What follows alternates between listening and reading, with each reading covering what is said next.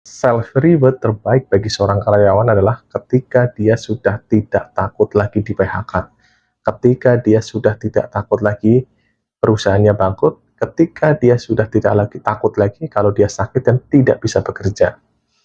Selama ini mungkin bagi saya banyak karyawan yang salah mengartikan self reward.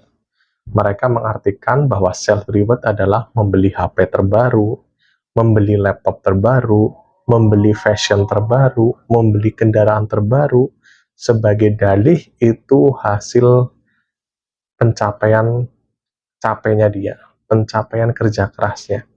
Tapi dengan dia seperti itu, dia itu masih belum terfikirkan seandainya tiba-tiba di PHK, seandainya tiba-tiba perusahaannya bangkrut, seandainya tiba-tiba dia sakit dan dia tidak bisa bekerja lagi.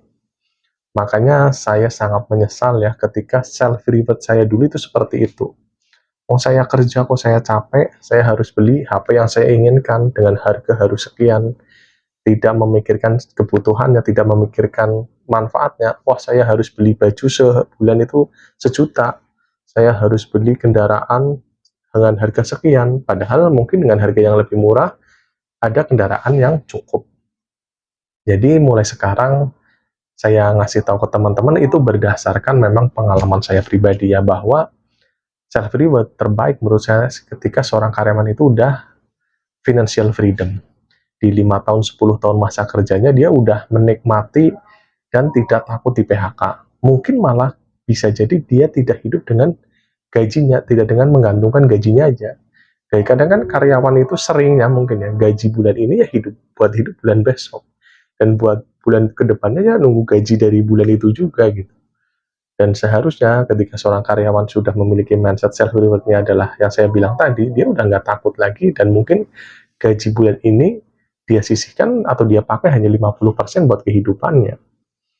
Jadi pelajaran penting ya buat kita semua bahwa sebagai seorang karyawan itu memiliki buat saya 3 potensi resiko diberhentikan dari kerja. Yang pertama ya kita di PHK ya, mungkin karena kita membuat kesalahan atau ada sesuatu yang kita lakukan yang membuat kita di PHK. Yang kedua adalah perusahaan itu pilot bangkrut. Mungkin nggak? Mungkin, sangat mungkin. Banyak perusahaan-perusahaan besar yang mungkin dibilangnya nggak mungkin bangkrut, akhirnya bangkrut juga. Yang ketiga adalah ketika kita sakit dan kita tidak bisa bekerja. 3 ini pasti terjadi ke seorang karyawan, kecuali dia memang udah menyiapkan dan dia resign ya.